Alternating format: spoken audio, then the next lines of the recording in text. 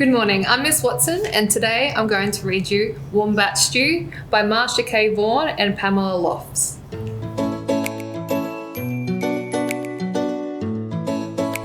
One day on the banks of a billabong, a very clever dingo caught a wombat and decided to make wombat stew. Wombat stew, gooey brewy, yummy chewy, wombat stew. Platypus came ambling up the bank. "Good day, Dingo," he said, snapping his bill. "What is all that water for?" "I'm brewing up a gooey, chewy stew with that fat wombat," replied Dingo with a very toothy grin. "Well, if you ask me," said Platypus, "the best thing for a gooey stew is mud. Big blobs of billabong mud." "Blobs of mud," Dingo laughed. "What a good idea. Righto, in they go." So Platypus scooped up the big blobs of mud with his tail and tipped them into the billy can. Around the bubbling billy, Dingo danced and sang, "Wombat stew, wombat stew, gooey brewy, yummy chewy, wombat stew." Looking very excited. Waltzing around from the shade of the iron barks came Emu. She arched her graceful neck over the brew. "Oh ho, Dingo," she fluttered. "What have we here?" "Gooey, chewy, wombat stew," boasted Dingo. "If only it were a bit more chewy," she sighed, "but don't worry, a few feathers will set it right." "Feathers," Dingo smiled, "that would be chewy." Righto, in they go.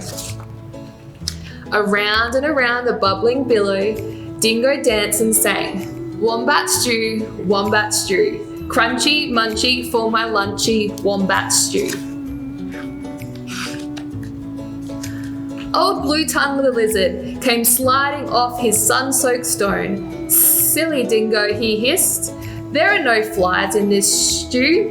Can't be wombat stew without crunchy flies in it," and he stuck out his bright blue tongue. There's a lot to be said for flies," agreed Dingo, rubbing his paws together. "Well, righto, in they go." So Lizard snapped 100 flies from the air with his long tongue and flipped them into the gooey, chewy stew. Around and around the bubbling billy, Dingo danced and sang, "Wombat stew, wombat stew. Crunchy, munchy, for my lunchy, wombat stew." Up through the red dust popped Echidna. "Wait a bit, not so fast," he bristled, shaking the red dust from his quills. "Now, I've been listening to all this advice, and take it from me, for a munchy stew you need slugs and bugs and creepy crawlies." Ugh. Dingo wagged his tail. "Why, I should have thought of that. Righto, in they go." So Echidna dug up all sorts of creepy crawlies and dropped them into the gooey, chewy, crunchy stew. Ugh, look at them all.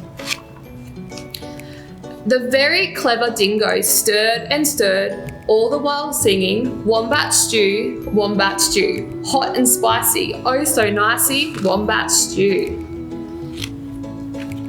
Just then the sleepy-eyed koala climbed down the scribbly gum tree.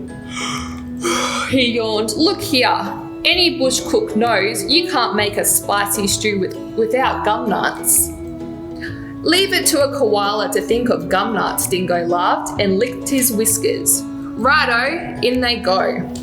And into the gooey, chewy, crunchy, munchy stew, koala shook lots and lots of gum nuts. "Aha!" cried Dingo.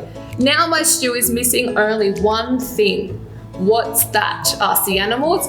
"That fat wombat." "Wait, stop, hang on Dingo, you can't put that wombat into that stew yet." "Why not?" "Well, you haven't tasted it." "Righto, I'll taste it." And that very clever Dingo bent over the billy and took a great big slurp of the stew. "Ah, I've been poisoned," he howled. "You've all tricked me." And he dashed away and deep into the bush, never again to sing, "Wombat stew, gooey brewy, yummy chewy, wombat stew."